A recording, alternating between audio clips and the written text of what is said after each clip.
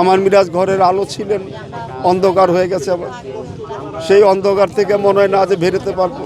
বাবার কাঁধে ছেলের লাশ, এই কষ্ট যার সন্তান যায়, যার বাবার কাছে থেকে চলে যায় সেই বুঝে। আমার বন্ধুর মতন আমরা চলতাম, সুখ দুঃখ সকল কথা আমার সাথে শেয়ার করতাম, আমি আমার ছেলের সাথে শেয়ার করতাম, আমরা বন্ধু ছিলাম। বিসমিল্লাহির রহমানির রহিম। আসসালামু আলাইকুম। আমি শহীদ মিরাজের বাবা, যাত্রাবাড়ি। আজকে 1 বছর 7 মাস 8 মাস চলিতেছে। আপনারা জানেন যে সমস্ত পরিবারগুলা ভিকটিমের লাশ আমরা শনাক্ত করতে পারি নাই, আমরা প্রতিটা মন্ত্রণালয়ে কাগজপত্র দিয়ে আজকে এই জায়গায় আমরা এসেছি।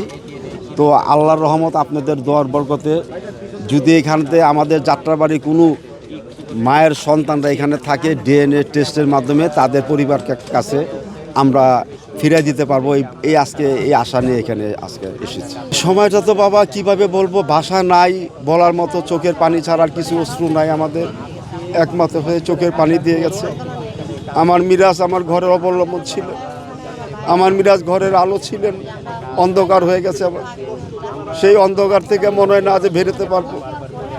এখনো মনে হইতেছে আমার ছেলে আমার কাঁধে হাত দিয়ে রাখছে, বাবার কাঁধে ছেলের লাশ, এই কষ্ট যার সন্তান যায়, যার বাবার কাছে থেকে চলে যায় সেই বুঝে।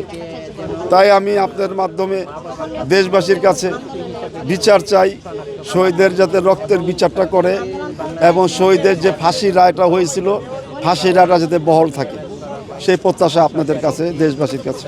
শেষ কোনো আমাদের সাথে কথা হয়নি। 4 আগস্টের রাত্রে কথা হয়েছিল, 5 আগস্টে আমার কোনো আর কথা হয়নি আমার ছেলের সাথে।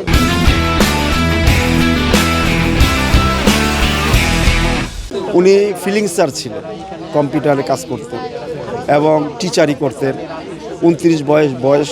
আপনি আমার ছেলের, তরুণ ছেলের, ওর ছবিটা দেখলে আপনি বুঝতে পারেন কি আমি হারাইছি।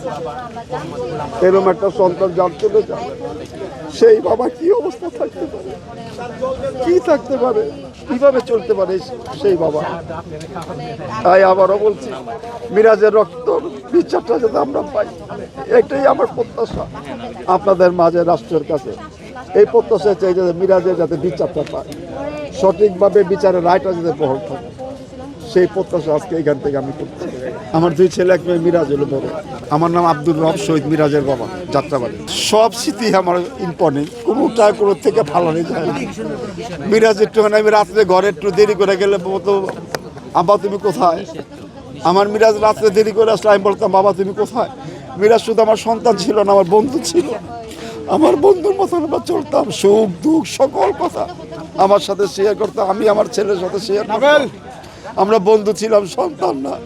সেই সন্তান হারিয়ে আজকে আমি বনের মাঝে যে মনে একাকার, সেই তুফানে ঝড়ে আমাদের সেই অন্ধকারে আমাদের ঢুকাই দিয়ে গেছে। তাই আমি আবারও আপনাদের মাধ্যমে আমার মিরাজের রক্তের যাতে বিচারটা পাই, সেটাই বড় ইম্পর্টেন্ট কথা। মিরাজের বিচারটা যাতে পাই, যারা সারা বাংলাদেশে গণহত্যা চালিয়েছিল সব শহীদ পরিবারে যাতে এই গণহত্যার বিচারটা চায়, সুষ্ঠু আমরা এই বিচারটা চাই, ফাঁসি চাই এবং বাংলাদেশে এনে তাকে যাতে রায়টা বহাল করে ফাঁসি যাতে তাদেরকে দৃষ্টান্ত করা হয়, নজিরবিহীন ঘটনা যাতে থাকে, আর যাতে কোনো মাফিয়া এর মতন সৃষ্টি না হইতে পারছে। মিরাজ আমি 5 আগস্টে পেয়েছি। আজকে আমরা এসেছি আমাদের শহীদ পরিবার, বোনের জন্য, বাবার জন্য বিচারের জন্য সর্বোচ্চ সহযোগিতা করার জন্য।